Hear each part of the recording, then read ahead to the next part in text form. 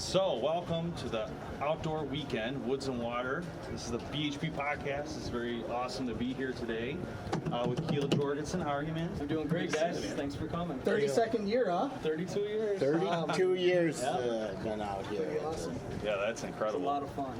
A lot of work, but a lot of fun. Now, has it always been the Eastern State Fairgrounds, or? It's been here the whole time. But has it always been? It's privately owned now, right? Is it always been, or? Woods and Water? I'm talking about the fairgrounds. The fairgrounds is, they have a fair board. They manage it and stuff, but it's private. 32 years, and it's funny. It's when we first started, it was just that parking lot over there. The whole show was probably the size of the main exhibitor tent. No way. Wow. So now we kind of spread out the whole 44 acres of it. You've been here for the whole time? Well, family business, and I was a little boy then. Oh yeah. I got to race through it and got to watch it grow, which is amazing, you know. It's got to be a pretty special time of the year because this is like the culmination of all the year, right? Everybody comes together. Yeah. Everybody that you guys work with throughout the industry comes together for this one huge event, which is known.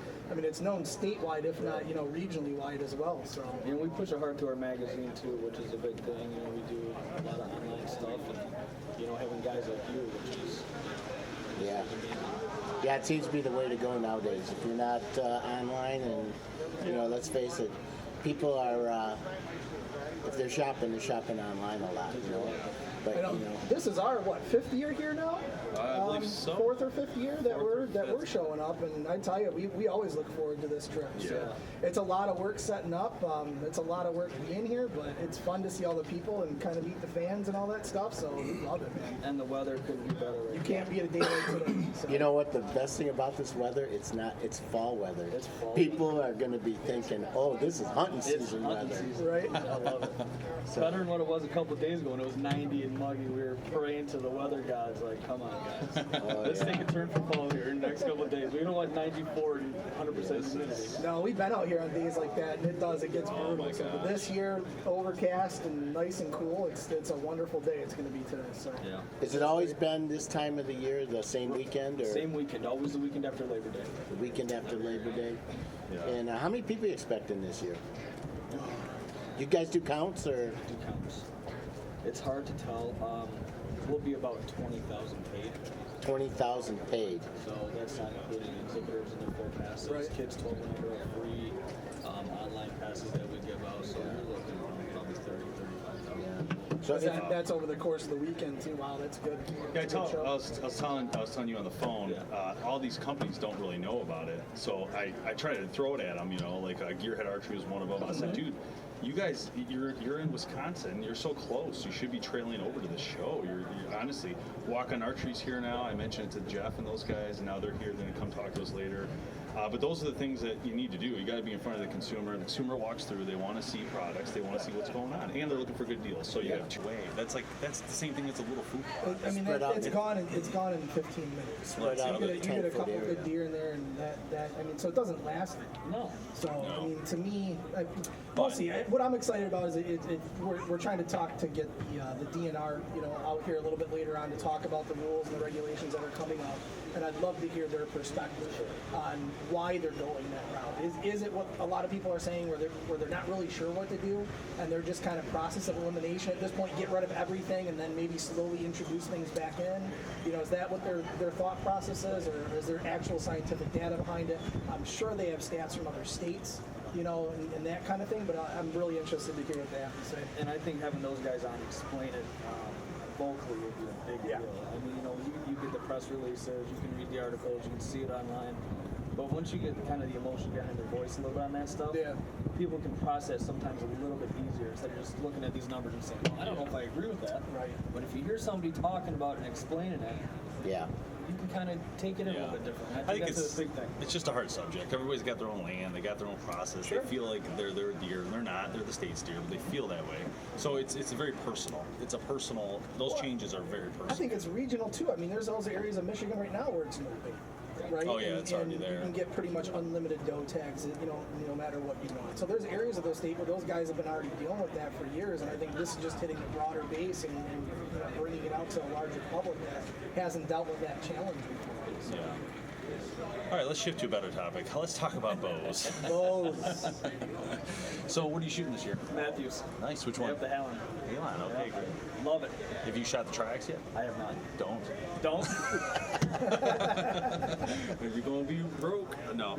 I recommend, and I was telling some guys yesterday at the booth, is I would sell a bow every 2 years. So I would sell that bow next year for sure, because the next bow that comes, the point is you'll get your maximum profit back within 2 years. But if you wait past that, you're going to lose. Then you're going to want the new one, and then you're going to lose even more money. But It's like, and they come out like new phones, don't they? yeah, They do they ain't that. stupid. It They ain't is. stupid. It's all business, baby. It is. Keep those bows pounding out. It's amazing how they can just make them. They probably little already bit got better. the next one Well, and developed. that's it. I always mean, do. those little changes, and we've seen, I mean, this year alone, we've seen probably some of the best bows out there that we've seen. Yeah, it's in been an years. amazing I mean, this has year. been a great year for bow launches and all the It's- new tech that's coming out. It's subtle, right? It is subtle, but some of the stuff, it really makes a difference in how you It's shoot. interesting because you're seeing this year bow companies that you would think like, oh, you know, they'll be okay, they'll be standard. They actually got better. And I was like, Bear Archery, the Kuma, Right. is like the best bow they've ever put out. Yeah. The bow was amazing. And I'm like, how does this, you know, they had decent bows all the time, but then all of a sudden now they're like in there. You know, Right. that bow competes with the Halon, it competes with the Trax, the Realm. And I mean, think that's what you've seen too, is you've seen a lot of higher end bows really competing with each other. Where years past, there was one or two that really stuck out and really, you know, that was really up in that top echelon. Now you see pretty much one from every bow company out there that's really at that top end premier bow segment. And I mean, they're amazing bows. And I think we talk all the time about what should you shoot, you know, and really it comes down to what's right for you. You have to go out there, you have to feel it, you have to shoot it, and that's really the only way that you can tell for yourself what the right bow is. What I say all day long is my favorite bow, you may hate it. Right. So, Yeah, it's an interesting concept because there's so many good ones, and it's the price points are such a range now that you can get a decent shooting bow for $600. I mean, but if you want the top echelon, you want a carbon bow, you want something that's more, you're looking at $1,500-$1,600, and that goes for crossbow too. I was So going if to someone, say that goes for the crossbow. you know, we had segment. 10 Point on the show a few weeks ago, and they had a bow that was on their website. It's actually funny. While we're talking on the show, I'm on their website, and they had this Venom bow, and it was carbon. And it was like $2,300. You know? So I got it ratchet in my mind. I'm gonna bring it up in like 5 minutes, right after he's talking about this. So I swear I'm not even exaggerating. So I just go to talk about it. I'm on the website, click, and it refreshed, and it was gone. And I said, "Did you just pull a fast one on me?" I go, "What happened? You guys just had a bow?" Because I was looking at the range. You know, it was like $400 all the way to like $2,300. And I'm like, now I don't see it anymore. You know, I'm like, he's like, "Oh, well, they usually do updates like at night." I'm like, it's gone. He goes, that means they probably sold the last one and the stock And then takes it off. it automatically takes it off. But it had like a wood stock, like a gun, like a wood, like with a thumb hole type thing. Oh, I think wow. it was like the Venom something. It was expensive, but really nice. I mean, a little bit way over where I would consider a price point that normal people would want to spend, but beautiful, beautiful. Because it had the inlay stock, you know, like a rifle. It was pretty cool.